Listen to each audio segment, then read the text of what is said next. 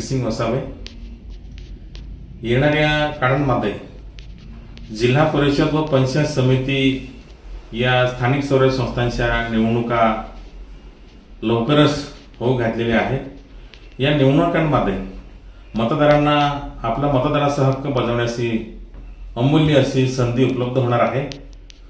परंतु धडगाव आणि अक्कलकोट या तालुक्यांमध्ये जो मतदार आहे तो मोठ्या प्रमाणावर पर जिल्ह्यात, पर राज्यात, बाहेर गावी रोजगारासाठी, ऊस कापणीला व गवंडीच्या कामाला स्थलांतर झालेला आहे।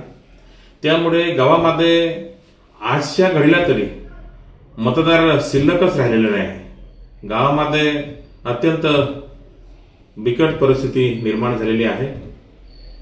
त्यामुळे आपण सर्वांच्या वतीने महाराष्ट्र शासन आणि निवडणूक आयोगाकडे एक मागणी करीत आहे की एकतर जो रोजगारासाठी स्थलांतर झालेला जो मतदार आहे त्याला आपल्या मतदानाचा हक्क बजावण्यासाठी आणण्याचं सोय करण्यात यावी आणि त्याला आणून परत रोजगाराच्या ठिकाणी सोडावं।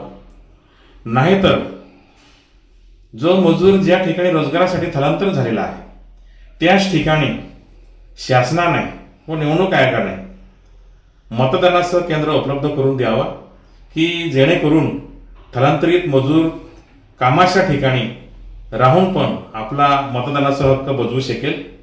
यासाठी आपण शासनाला व निवडणूक आयोगाला एक उदाहरण देतो आहे। गिरच्या जंगलामध्ये मागील काळामध्ये एका व्यक्तीसाठी एक मतदान केंद्र उपलब्ध करून देण्यात आलं होतं। ते होते हिंदू पुजारी महंत हरिदासजी उदासीन म्हणून त्या व्यक्तीचं नाव आहे। आणि शासनाने यापूर्वी अशी सोय केलेली आहे एका मतदानासाठी।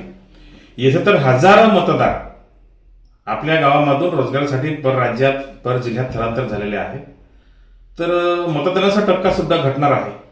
जर शासनाला किंवा निवडणूक आयोगाला मतदानाचा टक्का वाढवायचा आहे तर त्या बेसवर त्या मजुरांना एकतर आणण्याची सोय करावी, आणून परत सोडावं। नाहीतर जे मजूर ज्या ठिकाणी आहेत त्या ठिकाणी मतदानाचं केंद्र उपलब्ध करून द्यावं, जेणेकरून आपला मतदार आपला अमूल्य मतदानाचा हक्क तो बजावू शकेल। यासाठी आपण महाराष्ट्र शासन आणि निवडणूक आयोगाकडे एक मागणी करीत आहे।